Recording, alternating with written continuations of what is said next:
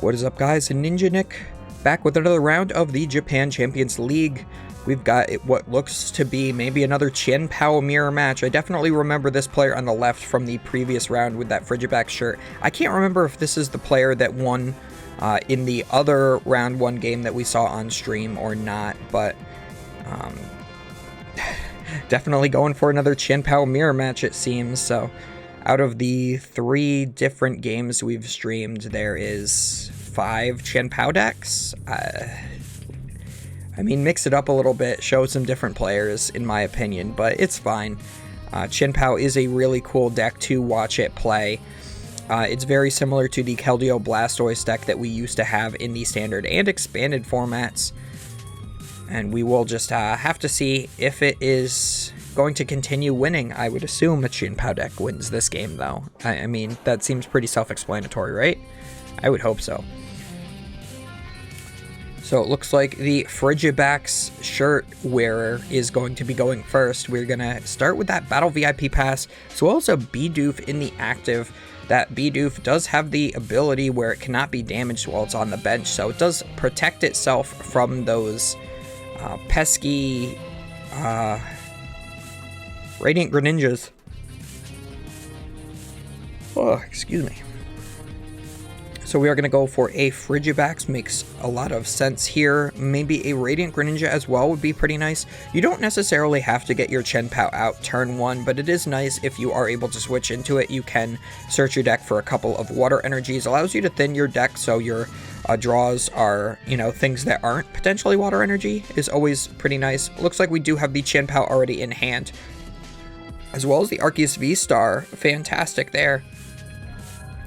A little bit surprised that we did not start maybe the Chien-Pao or the Arceus if those were already in the hand. Maybe the Chien-Pao was drawn for turn. I would see maybe not wanting to start the Arceus, but if you have the option to start the Chien-Pao, I think that that's always the correct choice, because you can always Shivery Chill to thin your deck. Even if your opponent plays some sort of a deck that can attack turn 1, like maybe you're against Lost Box and they can get the turn 1 Dragonite and knock you out, I think that you might as well just take the risk because of the added consistency it allows you to have. Plus, then you don't have to find a way to move your Bidoof out of the active spot. So probably was unintentional that way. Probably was just forced to start the Bidoof because it was either that or the Arceus maybe. Looks like we are going to also get down the Squawkabilly with a Nest Ball, as well as Ultra Ball away, Spiritomb, and a Judge. Spiritomb not needed in this matchup, only shuts off the ability of basic V Pokemon, so you would just be shutting off both your own and your opponent's Luminion. And it looks like from this angle I am able to identify the player that was in the previous round is playing Luminion sleeves. So yeah, both of these players showing off that they are playing water decks by one having Blastoise sleeves and one having Luminion sleeves. That's always something that I tell you guys you should not do. So like, you know, I would see a lot of like female players would always be playing with like pink sleeves, and then it's a Mew deck, and it's like kind of like shows off exactly what you're playing. Or like say you have like Giratina sleeves and you're playing Giratina. Like, I always try to avoid that if possible.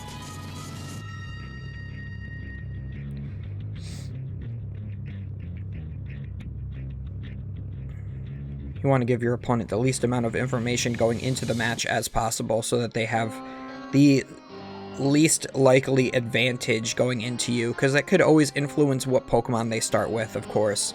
Say you know that you're going against a Mew deck, they have like a Mew V-Star marker, they have a Mew...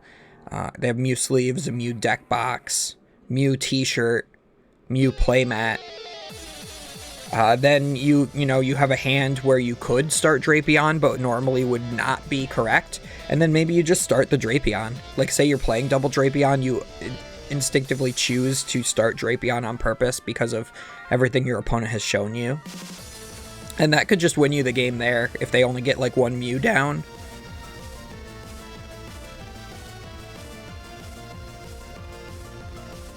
So, we have, looks like we've Squawkabilly'd. Have we Squawkabilly'd into a new hand yet? I think we did. You can only use Squawkabilly on your first turn. It allows you to discard your hand and draw 6. Very fantastic Pokemon, very reminiscent of Dedenne GX, Crobat V, Shaman EX. The Crobat and the Shaman allowed you to draw until you had 4 in your hand, or until you had 6 in your hand. But the Dedenne, it's basically the same ability as the Dedenne, but when you bench the Dedenne, you had to use it, and you could use it multiple turns in a row. You could just only use one Dedenne per turn. I do like the Squawkabilly a little more. It is a lot more balanced. There's a lot fewer decks that really are able to utilize it. It's mostly just like things like Chien-Pao, Lugia, and United Wings that I really ever see the Squawkabilly be added into. I guess you could play an Arceus as well if you miss the turn 1 energy attachment. But sometimes you do have to discard quite a lot of resources with the Squawkabilly, so again, only play it if you really feel like you need it. We are going to attach for turn to the Bidoof, and then use Shivery Chill here. So will we be able to find our rare candy Baxcalibur? That's really what we're looking for. Looks like this deck on the right might not even be... yeah, it looks like it might actually not be a Chien-Pao deck. It looks like it might just be Palkia. Miraidon very hyped going into this weekend for both Pittsburgh and I would assume also the Japan Champions League. So I would have not chosen to play Palkia if I were thinking about it. And yeah, I do see a Starmie V in hand as well. That is a counter to the Arceus V-Star decks that get a lot of energy into play. The Starmie does damage based on the amount of energies your opponent have times 50. So, not super relevant against a Chien-Pao deck where it discards its energy, but would be very good against an Arceus deck that has 3 energy on itself and then powers up 3 energy to another Pokemon. That is a clean and easy 300 damage. So yeah, this is definitely not Chien-Pao. It is the Palkia Bibarel deck. It'll play 2 Chien-Pao just for the Shivery Chill and as a closing attacker to be able to one-shot, but normally you are just hitting hard with the Palkia. So we are not going to see an Arceus V-Star from this player on the right, but we do see it from the player on the left. Being able to try to set ourselves up here, we are going to go for the Rare Candy Baxcalibur. We've managed to piece together now. We've used our concealed cards as well, just for future extra measure, it seems. And now, how many energies do we have? 1, 2, 3, 4. We'll be able to take the knockout on the opposing Chien-Pao. And now the Palkia deck can always just respond with the Star Portal and take the knockout on the Chien-Pao very easily. And then the opponent might not have a response as long as they don't have the superior energy retrieval. That's the thing, is that this Palkia deck is going to have to play like Ino every turn and hope that Bibarel does not come into play. Usually the Chien-Pao decks only play a 1/1 Bibarel, so maybe the Bibarel is still in the prize cards, or at least you're hoping, or you can Ino and make sure your opponent does not have it. So it looks like we are going to go for the Ultra Ball here, getting rid of a second Lost City, as well as the Starmie V that is completely unnecessary in this matchup. Perfectly fine to be discarding here. And now we'll probably be going for either our own Bibarel, or we can go for our Palkia V-Star. I think going for the Palkia V-Star is probably the more correct choice. Oh, looks like we're thinking about the Luminion. Maybe our hand is dead. We just want to try to draw some cards if we have maybe a... I know this deck doesn't really play Research. It's more of a spam Ino and Irida deck. Looks like we do have the Irida, so definitely did not need to go for the Luminion. We are going to be able to use that Irida to find ourselves one water Pokemon as well as an item card. So we are going to be able to find Palkia V-Star as the water Pokemon, and then we can choose any one item card that we wish. What are we looking for here? We could always just take a Cross Switcher for a future turn, even if we're not using it this turn. That would not be too bad of a decision. Also going to throw our colored cards all over the board. Maybe those are new sleeves, so a little bit slippery, but those Pokemon branded sleeves I always find are never slippery. They're always sticky. You start shuffling them immediately out of the pack and they are already sticking together. The Japanese ones definitely a lot better quality than the ones that we have access to over here in America, but Yeah, oh, and it looks like we don't have any more than just the one water energy in the discard pile. We can Star Portal to get the one to get one energy in play. That feels so bad. We could have just attached for turn and not had to Star Portal yet.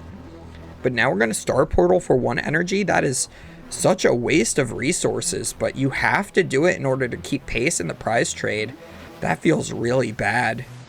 And as you can see, he's laughing here because of how bad that play actually is. Like, it's 100% necessary. It's definitely the correct play to do, but it is so bad. And yeah, those 3 water energies being prized are probably what is doing this to them. So now we just have to see, will this Chien-Pao deck be able to find another superior energy retrieval? Able to search another 2 energies out of the deck by using that Shivery Chill. We can always use concealed cards as well, and we have access to Irida in multiple copies in the deck, so it is very likely that we will be able to see this piece together, especially with the option to maybe get that B-roll in play as well. We do have a very large hand, but if we're able to thin that out, it will be perfectly fine. And of course, here we go, not only thinning the hand out here, even getting rid of an Irida. Absolutely crazy play here. That just shows exactly how strong your hand is by getting rid of the Irida here. I think that you would want to keep the Irida over anything in case you get Ionode, and then you have an out to get another superior in a future turn. But hey man, sometimes it just works out that way. We are going to use an Irida as well, so we had double Irida in hand. Maybe now we find the Ultra Ball for the Bead Barrel, as well as any one water Pokemon. Could just be another Frigibax or another Chien-Pao. Would not be too bad, but it looks like we're going to go for the Luminion instead.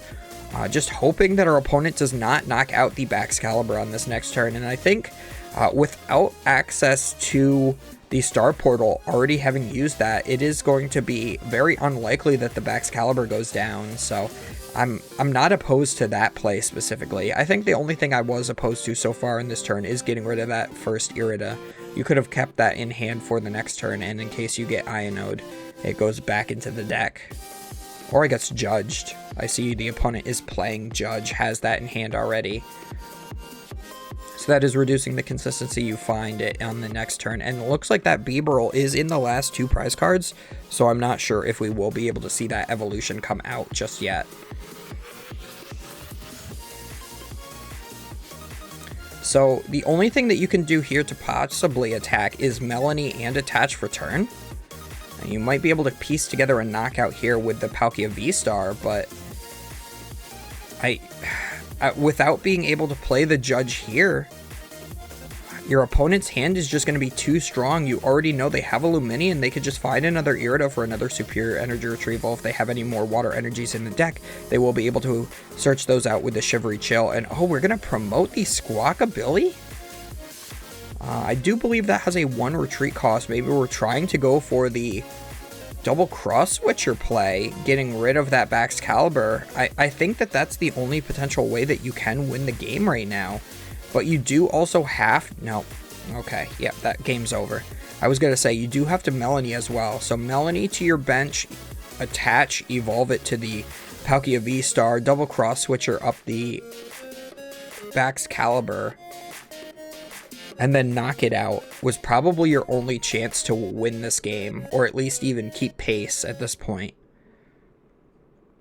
Going for the Judge instead, I mean, on paper, the Judge is always correct because your opponent has a large hand size, but that doesn't advance your own board state whatsoever, and now it's going to be revealed that this player did prize 3 water energy, and they just nod. They're like, yep, I figured. I wouldn't, like, if I were them, I'd probably at this point just tell them, yep, triple water energy and Raihan are in there. That's pretty good.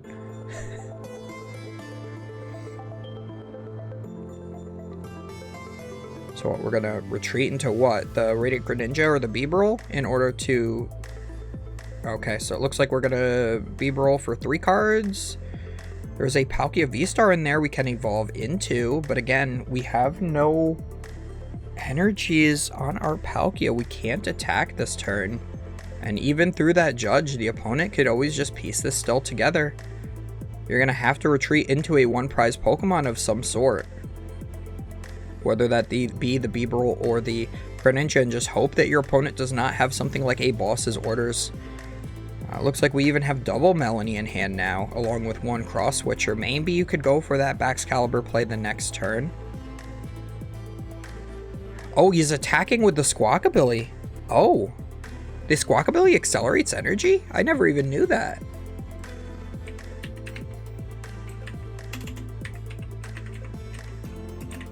I've never seen anybody attack with the Squawkabilly. Yep. One colorless energy does 20, attach 2 basic energy cards from your discard pile to one of your bench Pokemon. And yep, it's just a knockout on the Squawkabilly and it's over.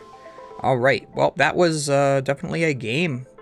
So as always, guys, do not forget to comment, like, and subscribe. It is very important for the YouTube algorithm to help the channel grow. We are really pushing towards 1,000 subscribers at the moment. Definitely being helped out by the crazy numbers of views and likes we're currently getting on the Pittsburgh vlog. Check that out if you have not seen that. That is on the channel just a couple uploads ago. It was a really fun tournament. I just was not happy with my performance there. I did not have the practice that I needed because of some personal reasons. So a little disappointing, but hopefully we will bounce back in Toronto, maybe get a good finish there. We will see you guys next time.